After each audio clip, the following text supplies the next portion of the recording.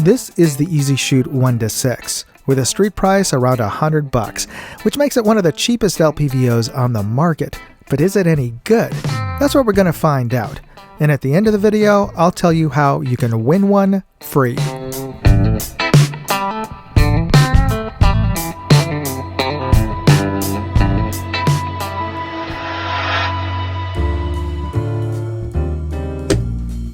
Let me start with a quick unboxing, and then let's just see the contents of the box.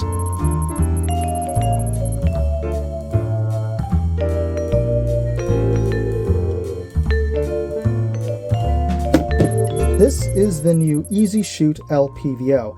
It is a 1-6 power second focal plane optic with a 24mm objective. And EasyShoot is a budget brand, but the overall design and construction of this actually doesn't look too bad. I don't see any noticeable blems or weird gaps in the components, so not badly put together. Now this has an illuminated second focal plane reticle, and the illumination turret contains the compartment for a 2032 coin battery, and it does come with 2 of them. And the illumination has 11 settings, and an off in between the first and the lowest 1 and the highest 11. And it turns with a nice amount of resistance and indexing, which is also audible, and of course a tactile positive. And our elevation and windage turrets are locking. You pull up to unlock, and they are nicely audible and tactile positive, with really no slop in between each of the clicks. And each of the clicks is a half MOA. The turrets are resettable, so once you have your scope zeroed out with your reticle zeroed out for your ammunition and distance, you can just unscrew that screw on the top with the hex with an Allen wrench, which is included, pop it off and reset it to 0. And thing is, this is definitely a budget scope because the 0 marking does not exactly line up with your reference mark there. But, you know, that's pretty common with budget scopes. Our windage, maybe just a little less loud, but definitely audible and tactile positive. Also with really no slop in between each of the clicks, so these are not bad. These also are resettable and a half MOA per click, as you'd expect.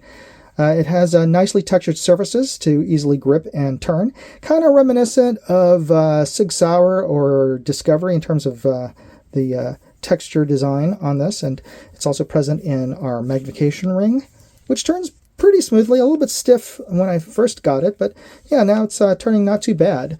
A little bit of grit at the end there, but not bad at all. And it does come with a throw lever should you want to run it with one. And our diopter also turns pretty smoothly, a little bit of grit there, but yeah, not bad. And the whole back section turns along with this ring here, and it does have a little marker dot there. Not bad, not bad. As I mentioned, it comes with a metal throw lever that you can attach, and we'll probably attach that when we get to the range. And it also does come with a cantilever mount, and this is pretty basic, pretty budget looking, nothing remarkable about it. It's got thumb screws to tighten down the base. The only thing I could say that's remarkable is that the crossbars, the rear one is actually flush with the base. The front one is raised, so it can function a little bit like a recoil lug, though it is a bit rounded on the front and back of that. But these are pretty basic, but they should be perfectly fine to mount up, and we'll use the ones that they've included when we mount this up and take it out to the range to test out. Before we get started with the test, I'd just like to take a quick break here to talk about this episode's sponsor, Aura. For the cost of just a VPN, I'm getting a whole suite of security services, including $1 million in identity theft insurance, and they're even removing me from those damn data broker listings. Use my link, aura.com/moondog, and you can try them for 14 days, free. And if you use that link, you're helping to support this channel. You know, identity fraud is a real thing, and with AI, it's all too easy to spoof your identity. That's why you should try out Aura. All right, let's get back to the tests. Alright, we are looking through the EasyShoot 1-6 at its lowest power of 1 to get our best overall view. but that is a bit distorted around the outer edges. We're getting kind of a fisheye effect, a bending of the image. And when I bring objects in and out of the scope view, like the teal car there on the left, I'm seeing a change in both size and position of that car ever so slightly. If we look at the telephone pole there in the center, as I bring it out to the edge of the scope image, there's a bit of a bending of that pole. Now this is going to be pretty typical of budget optics, which this certainly is one. And I have adjusted the sharpness focus as well as I could using the diopter.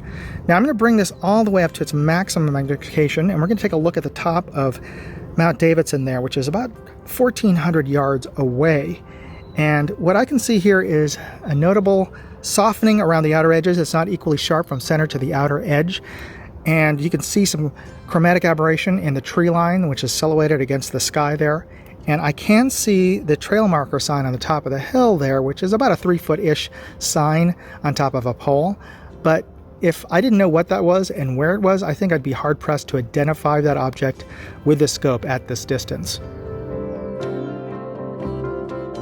We're going to bring the reticle over to the shadowed tree, and you can see with a complicated background like this, it's hard to see that reticle. That's why you need illumination. And I'm going to bring it up to its maximum illumination of 11, and we can see that that is quite visible. Even on a directly sunlit sky like this, it is still quite visible, which is daylight bright in my definition, even though it's not red dot bright. It is certainly bright enough to see in daylight. We're looking through the Easy Shoot 1 to 6 at our reference target's downrange 100 yards away. And we have the LPVO set at its lowest power of 1 to give our best overall view. And what I'm seeing here is noticeable distortion around the outer edges. And you can see that as a curvature of those straight shadowed lines of the roof contrasted against the sunlit ground. And you can also see some chromatic aberration around those high contrast areas. Now, let's bring up our magnification all the way to 6 power. It's maximum. Take a look at that view now. Now we're seeing a little less of the distortion around the outer edges, but still, and if anything, more chromatic aberration.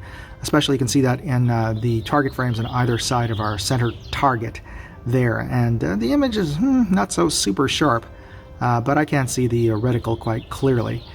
Now this is a good opportunity here to see our range of adjustments, starting with our elevation. Let's see how far we can get this. And it's tightening up. Yeah, that's the very topmost range of adjustments.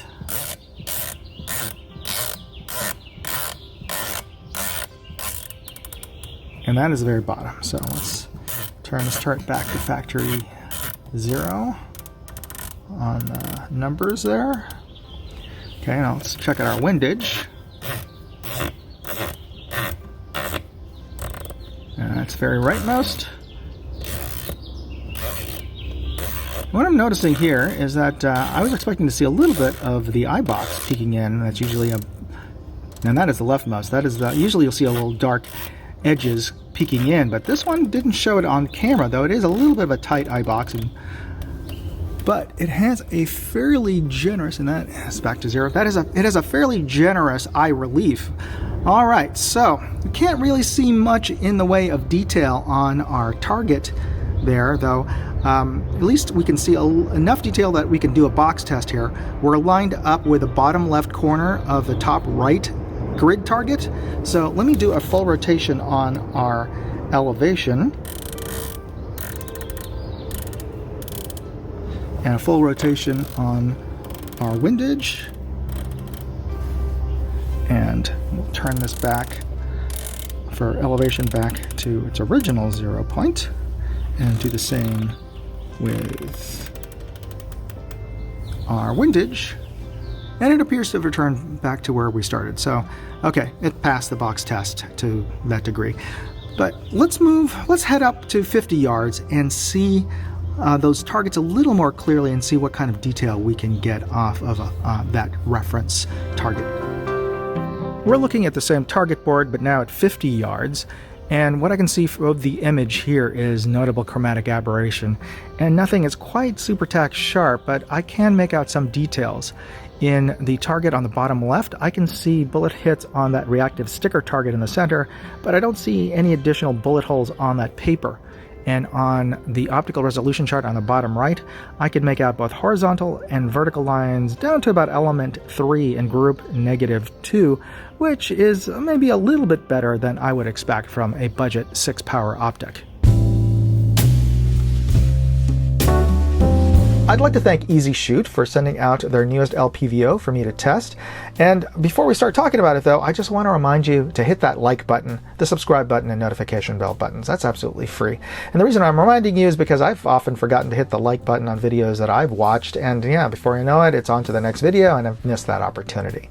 I also want to ask a question. Are you watching this video because you've liked my previous scope reviews, or is it because you're interested in this particular model? Because it is very affordable, with a street price around about $100, and there's a lot I like about it. It's got really good turrets, it comes with a cantilever mount, a throw lever, and I like the design of the reticle. It is daylight bright, which is really important for an LPVO. Now, there's a saying that you get what you pay for, and it's certainly evident in the glass quality. It's not tack sharp from center to the outer edge, and it's got noticeable distortion, that kind of fisheye effect that you get with lower end LPVOs. But in my live fire testing, it held 0, and despite the glass quality, I could comfortably hit a hog-sized target from 100 yards with this thing. So if you are interested in picking one up, I've included product links as well as more information in my full written review at moondogindustries.com, and you'll find a link to that article in this video's description. And if you're interested in winning one of these scopes, well, check out moondogindustries.com/contest. I'm giving one away. To qualify, all you have to do is subscribe to my travel channel, Moondog Go, and send me proof that you have. Take a screenshot of that subscribe button and upload it to the link in this video's description. I'll be drawing the winner on my live stream, TMI Live with Moondog, Wednesdays 6 p.m. Eastern, 3 p.m. Pacific. So get your entries in. Good luck, God bless, Moondog out. Hey, I'd like to know what you thought of this video. Leave me a comment or chat with me on Facebook, Twitter, TikTok, MeWe, Instagram, or Locals. And if you want to see all of my videos, go to moondogindustries.com.